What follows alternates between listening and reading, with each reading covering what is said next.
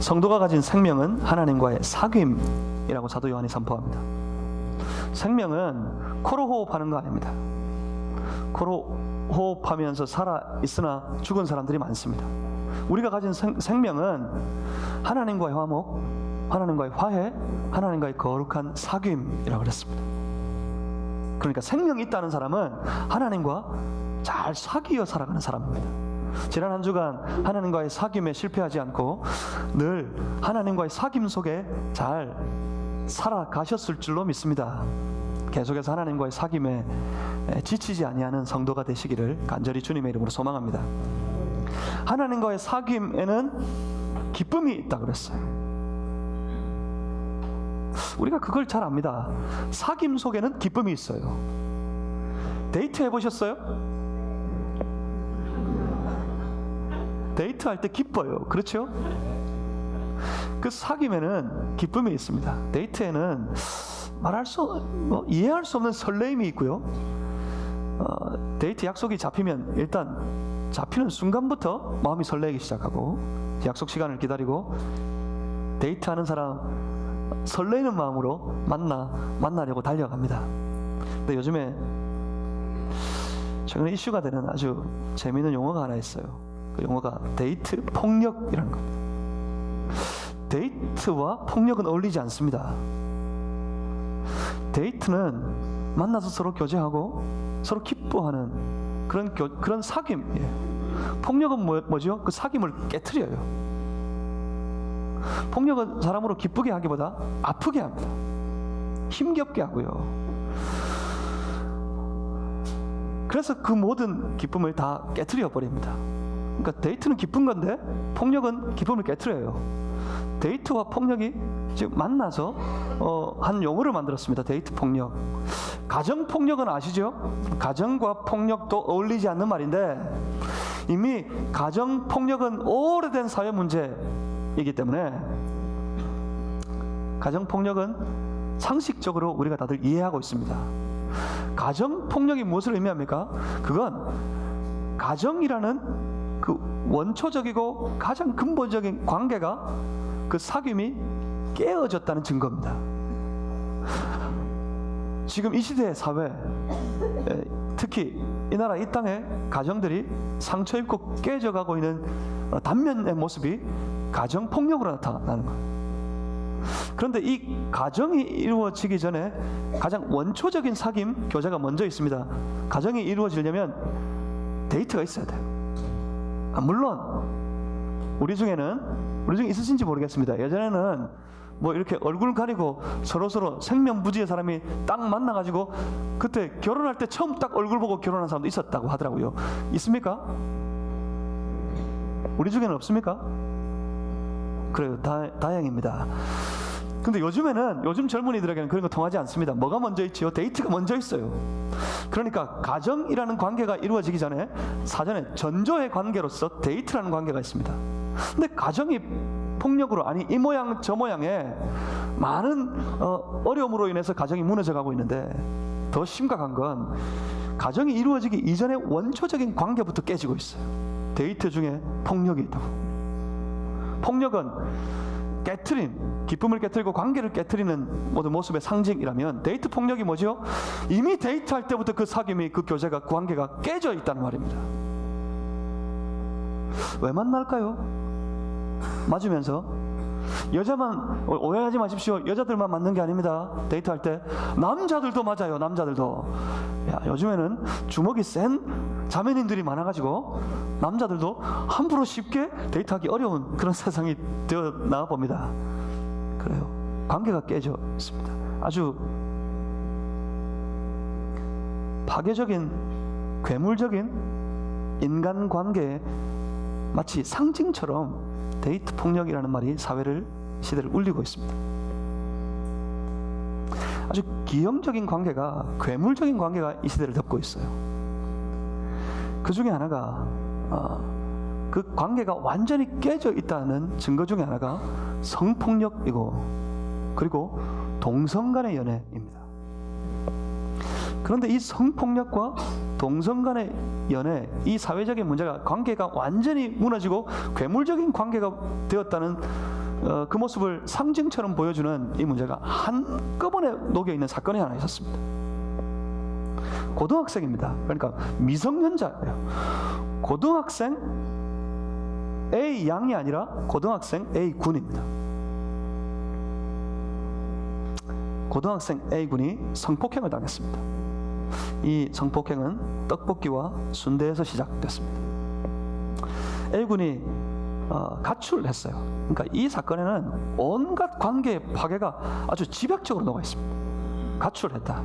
이 가정의 문제, 가정의 관계가, 가정 안에서의 사귐이 온전하고 회복되어야 합니다. 그것이 무너져서 이 친구가 가출을 했습니다. 가출하자마자 채팅을 해서, 이게 문제가 요새는 아주 급속도로 빨리 진행되는 이유가 서로 이 인터넷으로 연결되어 있기 때문에 더 그래요. 채팅을 하는 이제 앱을 통해서, 어플리케이션 앱을 통해서 20대 형이라는 남자를 만납니다. 20대 형. 그 남자는 이 A군에게 다가와서 만나서 한 첫 마디 말이 배고프지 였습니다. 그래서 포장마차로 데려가서 떡볶이와 순대를 사줬습니다. 그리고 이 친구에게 충고를 했답니다. 인생 그렇게 살면 안 돼. 이제 집으로 들어가야지. 그렇게 인생 상담도 해주고 아주 친절한 형이었습니다. 이 사람의 별명처럼 정말 좋은 20대 형인 것 같았어요. 그래서 A군에게 말했습니다. 내 자취방이 여기서 가까우니까 자취방에 가서 먹던 음식 다 싸가지고 가서 거기서 마저 먹자. 가출해서 안 그래도 잘 데도 없었는데 이 친절한 형을 순순히 따라서 이 A군이 갔습니다. 근데 그 집에 들어가자마자 이 형은 돌변합니다. A군을 수차례 성폭행했습니다. 게다가 이제 성폭행을 다 마치고 일 끝내고 난 다음에 자기 자취방에서 이 친구를 쫓아내면서 하는 말이 12주 후에 보건소에 가서 에이즈 검사를 받아봐라. HIV, 인간 면역 결핍 바이러스는 감염이 된 이후에 12주 만에 나타나기 시작하기 때문에 그걸 검사해보라는 거예요. 이 사람이 에이즈 환자였다는 거예요. 10대에서 20대 남성 중에서 에이즈 감염자가 날이 갈수록 증가하고 있는 추세랍니다. 어린 청소년들의 에이즈 감염도 굉장히 늘어가고 있다고 합니다. 이 수를 유추해 볼 수 있는 게, 한국은 모든 청소년들이 청년으로 접어들 때 군대라는 곳을 가니까 군대 면제자들의 수를 가만히 살펴보면 그 수가 얼마나 증가하고 있는지 유추해 볼 수 있습니다.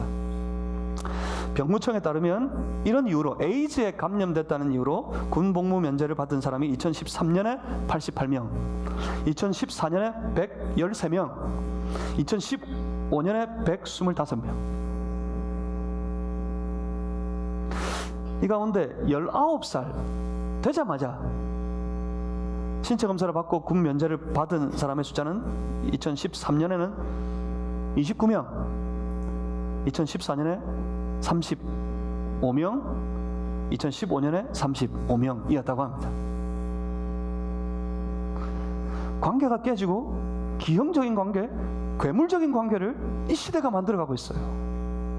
시대를 어떻게 변화시키면 좋을까요? 복음이, 우리가 가진 믿음이 세상을 바꿉니다. 세상을 바꾸는 근본적인 힘, 세상을 변화시키는 근본적인 시작, 그 출발이 어디에 있을까요? 그래요, 그 관계 회복에서 있습니다. 그 모든 관계의 가장 기본적인 원형, 그 원형이 무엇입니까? 그건 하나님과의 관계입니다. 성도가 가진 하나님과의 관계, 성도가 누리는 하나님과의 관계, 하나님과의 거룩한 사귐이 우리 안에 먼저 회복되어야 합니다. 하나님께서 우리에게 생명 주셨지만 우리가 그 생명을 소중히 다루지 못했어요. 그 생명을 너무 소홀히 여겼어요. 하나님과의 사귐, 하나님과의 관계를 소홀히 여겼단 말입니다. 그것을 소홀히 여기는 중에 하나님과의 관계가 점점 희미해져가고 무너져가고 있는 중에 우리 주변의 모든 삶의 관계가 무너지고 희미해져가고 상처 입어가고 있었던 겁니다. 가정에서 그 관계가 상처를 입고요, 친구들과 그 관계가 상처가 있고요, 이웃과 그 관계가 무너져가고 있고요, 주변의 모든 관계가 다 무너져가고 있습니다.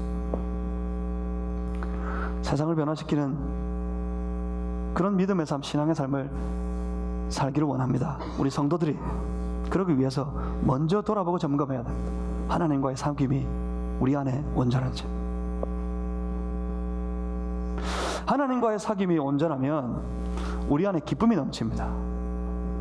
하나님과의 거룩한 사귐은 기쁨이라고 요한일서 1장에서 사도 요한이 우리에게 먼저 선포했습니다. 지난주에 함께 읽었습니다. 기쁨이 있습니다. 그러면 우리가 누리고 있는 이 기쁨은 우리가 생활하는 모든 삶의 전반에서 우리가 만나는 모든 사람들 사이에서 그 기쁨은 나타나고 보여지게 됐습니다. 내 안에 하나님과의 거룩한 사귐으로 기쁨이 샘솟고 용솟음칠 때 그 기쁨은 나를 타고 넘쳐나와요. 나라는, 나의 삶이라는 이 그릇을 넘쳐서 그 기쁨은 흘러나올 겁니다. 흘러넘칠 겁니다. 흘러넘치는 것 보면서 내 주변에 알아요. 내 주변의 모든 일들이 알아요. 그래서 나타나는 그 기쁨이 세상에게 전염됩니다. 그렇게 우리가 가진 이 내면의 기쁨이 세상에 전염될 때 세상이 조금씩, 세상의 모든 관계가 조금씩 변해가는 겁니다. 여러분 아십니까? 여러분이 먼저 기쁨을 누리면 세상이 변합니다. 다시 말씀드립니다. 그렇기 때문에 하나님과의 온전한 사귐은 세상을 바꿉니다. 왜 그럴까요? 하나님과의 사귐이 왜 세상을 바꿀까요? 요한의 선포를 가만히 쫓아갈 필요가 있습니다. 요한의 선포를 쫓아가다 보면 오늘 그 답을 발견할 수 있을 겁니다. 요한일서 1장 5절에 보시면 사도 요한이 선포하기를 하나님은 어둠이 전혀 없는 빛이라고 선포했습니다. 사도 요한의 일관된 선포입니다. 하나님은 빛이시다. 빛 되신 예수 그리스도가 이 땅에 오셨다. 그렇게 선포했습니다. 그렇게 빛 되신, 어둠이 조금도 없는 빛이신 그분이 사람의 삶에 찾아오셨고, 그러니까 우리에게 빛을 비추어 주셨습니다. 이제 문제는 빛의 비추임을 받은 그 어둠이 조금도 없는 빛에 노출이 되어버린 우리의 삶의 모습입니다. 빛이 비추어졌기 때문에 우리 안에 있는 우리의 삶의 내면이나 외적인 모든 삶의 어둠이 이제 물러가야 돼요. 다 쫓겨나야 돼요. 다 사라져 버려요. 빛이 우리에게 비추어졌다는 것은 과감하게 우리의 삶의 모든 부분에서 죄가 끊어지고 죄가 단절되고 그 빛 가운데 살아서 온전히 죄와 사귀지 않고 하나님과 사귀고 하나님과 화해하고 하나님과 화목하는 그런 인생으로 나타나고 보여지게 된다는 말입니다.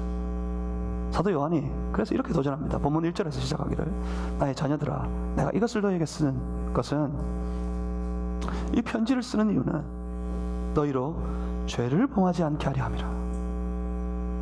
죄는 어둠입니다. 더 이상 어둠에 머물러 있지 않게 하려 함이라. 그럽니다. 어둠에 행하지 않도록. 그래서 어떻게 해요? 하나님과의 우리 이미 가진 이 사귐이 끊어지지 않도록. 그러기 위해서 내가 너희에게 간절히 소망하고 간절히 권면하는 마음으로 이 편지를 쓴다고 사도 요한이 말합니다.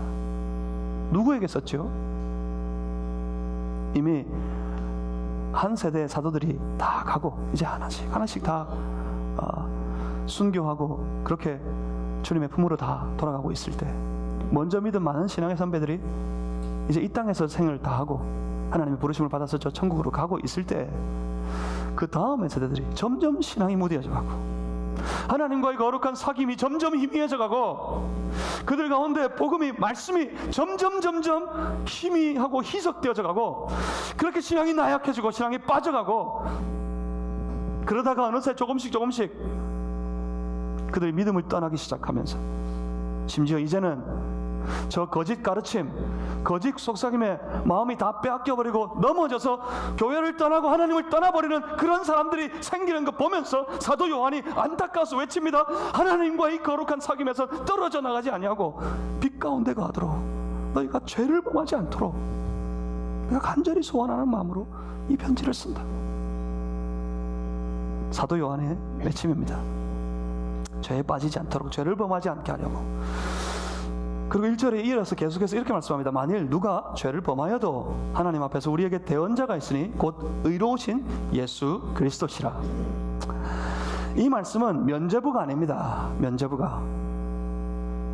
그래, 우리에게 대언자 예수 그리스도가 있으시다. 그러니 마음 놓고 범죄하고 죄에 빠지더라도 나는 반드시 다시 일어서게 될 것이고, 그러니 내 마음대로 내 뜻대로 충분히 범죄하면서 살아도 되겠다. 그런 면죄부를 주는 말씀이 아닙니다. 가만히 생각해 보십시다. 누가 범죄하면 죄인이 그 죄를 고백할까요? 여러분 기억하십시오. 죄인은 죄를 고백하지 않습니다. 먼저 죄인은 자기 죄를 인정하지 않습니다. 도둑놈 치고 난 도둑질 했다고 말하는 사람 있습니까? 강도 치고 난 강도질 했다고 말하는 사람 없다고 그래요. 죄인은 죄를 인정하지 않습니다.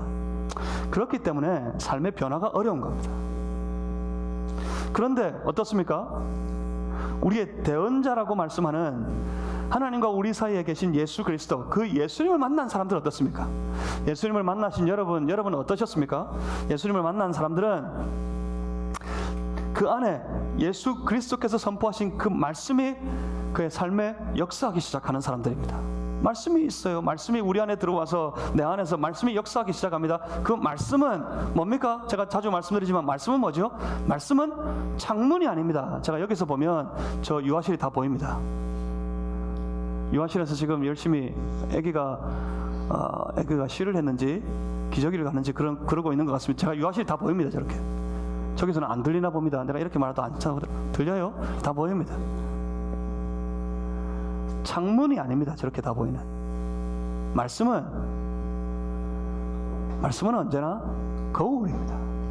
내가 볼 때, 내가 그 말씀을 바라볼 때 나를 넘어서, 그 말씀을 넘어서 다른 세상이 보이는 것이 아니라 말씀에 부딪혀서 내가 보입니다. 예수님 만난 사람은, 그래서 그 말씀이 그의 내면에 선포되어지고 작용하기 시작하는 사람은 그 말씀을 통해서 자기를 볼 수 있는 사람이 됩니다. 그래서 말씀 때문에 그 말씀이 내 삶에 충동하고 역동해가지고 내 모습을 비추어 보여줘서, 그래서 다시는 죄에 빠지지 아니하고 죄를 멀리하고 싶은 강한 열망이 생기기 시작합니다. 혹시 죄를 범하였더라도 말씀을 통해서, 내 안에 주신 그 말씀을 통해서 내가 범한 그 죄가 보입니다. 그 죄를 가지고 견디지를 못해 합니다. 하나님 앞에 갑니다. 하나님 앞에 엎드립니다. 사람들이 볼 때 아무것도 아니라 할 만한 것도 말씀이 그 안에 작용하는 사람에게는, 그 말씀을 통해서 자신이 보여지는 사람에게는 자기가 범한 그 작은 죄악 하나 가지고 하나님 앞에 치를 떨게 돼요. 하나님 내가 범죄했습니다. 하나님 나를 용서해 주십시오. 하나님 내가 이 죄를 떠나서, 하나님 내가 이 죄를 벗어나서 하나님과의 거룩한 사귐 속에 더욱 정결한 신앙의 삶으로 나 살아가기를 원합니다. 그런 고백이 예수 믿는 사람들에게 매일같이 있습니다. 어떻게 될까요? 변합니다. 바뀝니다.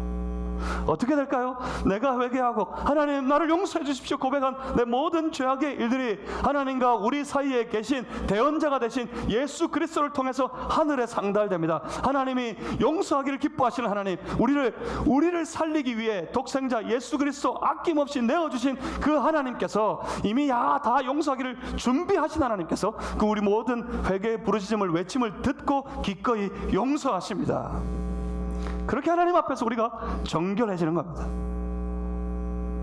대언자 예수 그리스도가 우리 안에 계시면 우리가 죄로 알고 우리 하나님 앞에 나아가서 무릎 꿇을 수 있는 능력이 생기는 것을 의미합니다. 그래서 사람이 변합니다. 사람이 조금씩 바뀌어져 가요. 작은 것, 사소한 것, 거기에서부터 조금씩 바뀌어져 갑니다. 성경은 그 신앙인들의 삶을 이렇게 말씀합니다. 오늘 본문 3절에 이렇게 말씀합니다. 우리가 그의 계명을 지키면 이로써 우리가 그를 아는 줄로 알 것이요. 하나님 아십니까? 여러분, 하나님을 아십니까?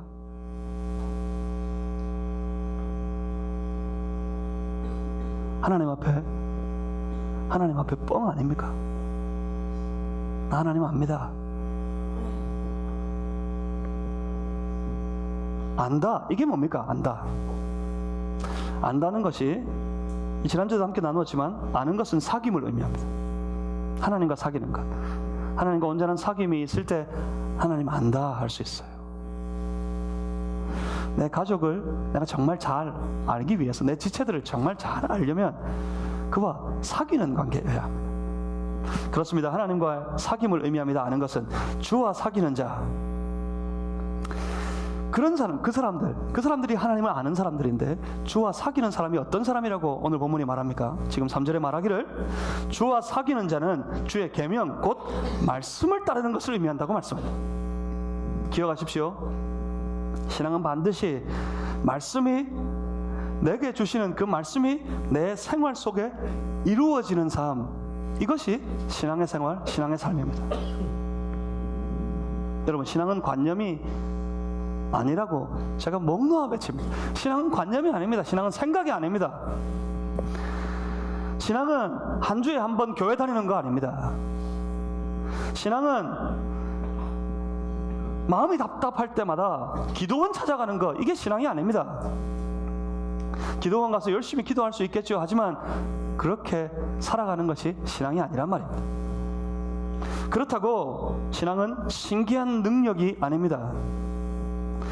신앙을 생각 속에 넣어두고 신앙을 교회 안에만 처박아두고 신앙을 이상한 현상을 경험하는 그런 것으로 치부해버렸기 때문에 지금 한국교회의 영적인 체질이 지금 이렇게 바닥을 치고 있는 거예요. 신앙은 교회 안에 있는 것이 아닙니다. 신앙은 우리가 느끼는 이상한 기분이 아니에요. 이상한 기분 막 느끼면 은혜 받았다고 착각합니다. 그건 신앙이 아니에요. 이상한 현상을 경험하고 능력이 나타날 때 그것에 그 안에 은혜가 있고 내가 그것을 쫓아간다고 생각합니다. 그래요. 그렇게 교회가 모였어요. 그렇게 교회를 모았어요. 지금 이렇게 대형화 되어버린 한국교회, 이렇게 큰 교회, 대형 교회를 만들어 오신 기성세대 큰 교회 목사님들, 이거 책임져야 됩니다. 지금 이 한국교회 이렇게 영적인 체질이 바닥이 되어버린 거, 이거 책임져야 됩니다. 신앙을 아주 폄훼했어요. 신앙을 아주 축약시켰어요. 신앙을 너무 작게 만들었어요. 신앙은 교회 안에만 있는 것으로 만들었어요. 그래서 사람들을 모아서 교회 안에 묶어두고서 빠져나가지를 못하게 하고 벗어나지를 못하게 하고 신앙이 이 안에 정체되어 있도록 만들었습니다. 이 누가 책임집니까? 한국교회 이렇게 바닥이 되어버린 거 누가 책임집니까? 우리가 사도행전을 보면서 계속해서 느끼지만 신앙은, 복음은 뭡니까? 복음의 능력은 뻗어나가는 데 있어요. 신앙은 뻗어나가는 데 있어요. 여러분의 모든 삶을 신앙이 장악하고 여러분의 모든 생활을 신앙이 변화시키는 그런 능력이 회복되어야지 한국교회 희망이 있습니다. 신앙은 모든 것을 변화시키는 능력입니다. 무엇에서 이 변화가 시작됩니까? 말씀에서 시작됩니다. 복음은 하나님의 다스리심이에요. 하나님은 무엇으로 다스리십니까? 말씀으로 다스리십니다. 신앙은 반드시 말씀과 관계있습니다. 신앙은 뭐라고요? 신앙은 하나님의 말씀이 그의 자녀들의 생활 속에서 이루어져 가는 것, 그것으로 나타나야 그것이 참된 신앙입니다. 사도 요한이 말합니다. 말씀을 따르지 않는 것, 계명을 지키지 않는 것, 주의 말씀이 그 삶에 나타나지 않는 것, 그건 전부 거짓말이라고. 지금 거짓말이 너무 많아요. 한국교회, 한국 성도들에게 거짓말이 너무 많아요. 말씀 없어도 신앙생활 할 수 있다고 착각하게 돼버렸어요. 내게 주시는 말씀이 없음에도 불구하고 신앙생활 잘합니다. 잘 삽니다. 교회생활 잘합니다. 하지만 사도 요한은 이렇게 외칩니다. 계명 곧 말씀을 지키면, 그래서 말씀을 순종하면서 살면 하나님을 아는 자들이라고 그렇게 선언합니다. 신앙은 말씀으로 삽니다. 신앙인들은 말씀 안에 삽니다. 말씀 묵상하고 내게 주신 말씀 붙잡고 말씀대로 살려고 애씁니다. 매일매일 그렇게 삽니다. 매일 주시는 말씀 붙잡고 매일 그 말씀 따라서 매일 그 말씀에 순종하면서 오직 하나님 바라보고 주를 높이며 주를 찬송하며 내게 주시는 그 은혜, 작은 은혜라도 하나님 앞에 감사드리고, 내가 무너지고 내가 힘겹고 내가 실패의 자리에 있다 할지라도 내게 여전히 말씀 주시는 그 하나님의 약속을 신뢰하고 주님을 따라가고 늘 언제나 주님께 감사하고 찬송하는, 매일매일 그렇게 살아가는 신앙의 삶이 됩니다. 우리 한 주간에, 이 한 주간에 그렇게 우리에게 주시는 그 말씀 붙잡고 그 말씀 안에 승리하는 신앙의 삶이 다 되시기를 주님의 이름으로 부탁합니다. 말씀 없으면 아무런 소용없습니다. 본문 6절에 이렇게 말씀합니다. 그의 안에 산다고 하는 자는 그가 행하시는 대로 자기도 행할지니라. 이 말씀이 우리 안에 울려야 돼요. 이 말씀이. 그의 안에 산다고 하는 자는, 내가 하나님 안에 살고 하나님과 거룩한 사귐이 있다고 말하는 사람은 그가 행하시는 대로 자기도 행하는 사람이다. 이것이 우리 안에 울림이 되어져서 우리도 하나님의, 우리 주 예수 그리스도의 행하심을 따라 그가 선포하신 그 모든 말씀에 순종하여 나도 살아가겠습니다 하는 놀라운 결심이 우리 안에 일어나야 합니다. 이 말씀이 울려져서 나도 행하겠습니다, 그렇게 결심하는 우리 성도가 다 되시기를 주님의 이름으로 소망합니다. 그 결심으로 인해서 내가 하나님 말씀 따르기로 결심했기 때문에 지금 선포되어지는 주의 말씀에 주목하고, 내가 매일 묵상하는 이 말씀에 주목하고, 주님 내게 무엇을 원하십니까? 주님 내게 베푸신 그 뜻이 무엇입니까? 그렇게 묻고 고민하면서 하나님 앞에 나아가는 그런 성도가 되어야 하겠습니다. 이 계명은 뭡니까? 사도 요한이 7절에 보면 이미 우리에게 주신, 먼저 우리에게 주어져 있는 하나님의 말씀, 모든 말씀이라고 말합니다. 우리에게 그 말씀이 있다고요. 그리고 또한 이 모든 말씀을 완성하는 의미에서의 새 계명, 전혀 다른 새 계명이 아니라 모든 말씀을 완성하는 의미에서의 새 계명, 예수께서 우리에게 주신 그 새 계명, 그 계명을 요한은 8절에서 다시 내가 너희에게 새 계명을 쓴다, 그렇게 말씀합니다. 그렇다면 그 모든 말씀이, 주님 주신 그 모든 메시지가 우리의 삶 속에 이루어지면 그 결과 우리는 어떻게 되는 걸까요? 우리가 잘하고 있습니까? 지금 말씀 가운데 여러분 잘 살아가고 있습니까? 어떻게 할까요? 우리가 하나님과 어떻게 사귀어 살까요? 주님과 잘 사귀어 사는지 우리가 어떻게 확인할 수 있을까요? 그것을 확인할 수 있는 포인트가 여기 있습니다. 우리가 말씀대로 잘 사는지, 우리 하나님과 거룩한 사귐 속에 잘 살고 있는지, 그걸 확인할 수 있는 포인트가, 아주 중요한 신앙의 포인트가 여기에 있습니다. 보면 9절과 10절입니다. 빛 가운데 있다면서 그 형제를 미워하는 자는 지금까지 어둠에 있는 자요, 그의 형제를 사랑하는 자는 빛 가운데 거하여 자기 속에 거리낌이 없다. 빛 가운데 거하는 자, 계속해서 요한 1서 처음부터, 아니 사도 요한이 요한복음에서부터 말씀하고 있는 겁니다. 빛 가운데 거하는 자, 그들이 바로 하나님과 우리 예수님과 거룩한 사귐이 있는 사람들입니다. 하나님과 사귐이 있는 사람들, 그들의 삶의 모습을 가만히 보십시오. 그들이 말씀 가운데 자신을 돌아보고 자신을 변화시키고, 그래서 날마다 주시는 그 말씀에 순종하면서 살아갈 때 그들의 모든 생활에, 그 모든 삶의 열매로 맺혀지는 것이 하나 있는데, 열매로 그들을 알지다. 예수님 말씀하셨습니다. 열매로, 그들의 삶의 열매로 그들을 알지니 말씀하셨어요. 그 열매가 하나 있답니다. 열매가. 그 열매가 뭡니까? 그 열매가 바로 형제를 사랑하는 겁니다. 내가 말씀대로 살면, 내가 말씀대로 주를 따라가면 그 삶이, 그 생활이 증거를 하나 나타내 보이는데, 그것이 바로 형제를 사랑하는 겁니다. 열심히 신앙생활 했어요. 열심히 말씀에 순종하는 것 같았고 늘 하나님 앞에 아멘 아멘 주를 쫓았습니다.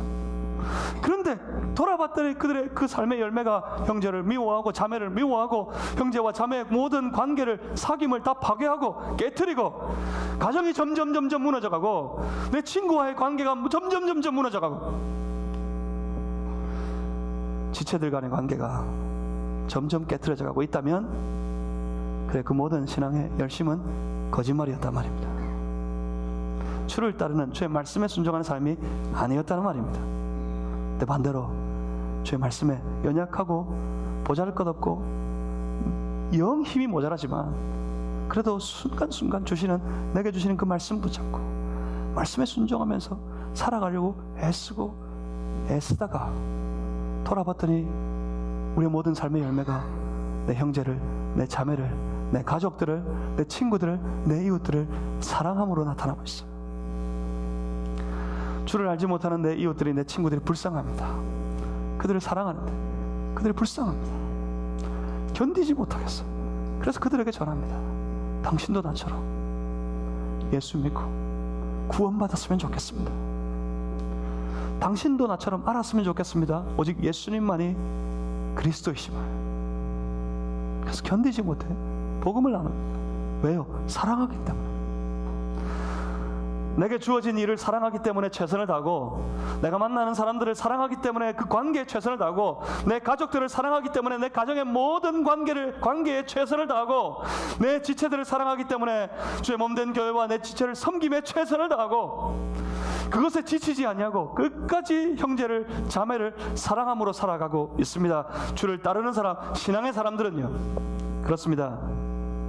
여러분의 삶의 열매가 진정으로 형제 사랑으로 나타나는 그런 살아있는 신앙의 사람들이 다 되실 수 있기를 주님의 이름으로 축복합니다. 문제는 형제를 미워하는 것으로 나타나면 그 신앙은 거짓말이라는 것에 있습니다. 생각해 봅니다. 거짓말 아닙니까? 우리의 신앙이 사도 요한이 말하는 그 거짓말 아닙니까? 외식에 빠져서 어떤 사랑도, 어떤 사랑의 열매도 내게 보이지 않고, 우리가 거짓되어 살아가고 있는 그런 신앙은 아닙니까? 돌아봐야 합니다. 그래서 우리 안에 있는 모든 어두움을 하나님 앞에 내려놓고 회개해야 합니다. 하나님 날 용서하시고 날 깨끗게 하시고 거룩한 사귐이 우리 안에 있게 해주십시오. 하나님과의 사귐이 있게 하시고, 그 하나님과의 사귐이 회복되어져서 내 지체들, 내 형제들과 자매과의 사귐이 온전히 회복되게 하여 주옵소서. 그래서 하나님 안에서 기쁘고 내 지체들 안에서 너무 기쁘고, 그래서 날마다 뜨겁고 즐거운 그런 우리 공동체가 되게 해 주시옵소서. 나로부터 시작되게 해 주십시오. 그렇게 기도하고 나아가는 그런 성도들이 되실 수 있기를 주님의 이름으로 소망합니다. 그래요. 그렇게 어둠을 몰아내야 합니다. 어떻게 해요? 사랑하면서. 주의 말씀이 뭡니까? 사랑하라 하셨고, 그래서 주의 말씀에 순종해서 사랑함으로 살아갈 때 우리는 회복시키는 겁니다. 사랑하시기를 원합니다. 어떻게? 빛 가운데 주님과 더불어 살아가는 그런 성도들이 다 되시기를 간절히 소망합니다. 형제를, 자매를 사랑하시는 성도가 되시기를 주의 이름으로 소망합니다. 마음껏 사랑합시다. 있는 힘을 다해서 사랑합시다. 죽을 똥 살 똥 모르고 사랑합시다. 그래서 마지막으로 옆에 있는 우리 지체들에게 돌아보면서 최소한 좌우 손 한번 잡고 눈을 마주치고 인사하고 마치겠는데, 어떻게 인사할까요? 당신을 주 안에서 사랑하겠습니다. 한번 인사하시겠습니다.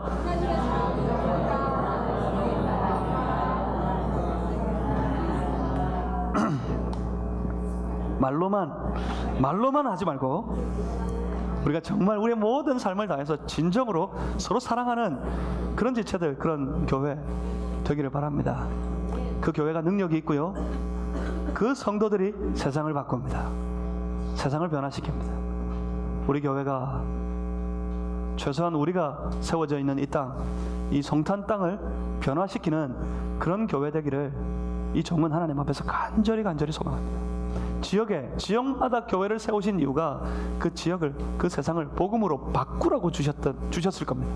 우리 교회가 살아서 세상을 바꾸는 그런 교회 되기를 주님의 이름으로 축복합니다. 기도하겠습니다.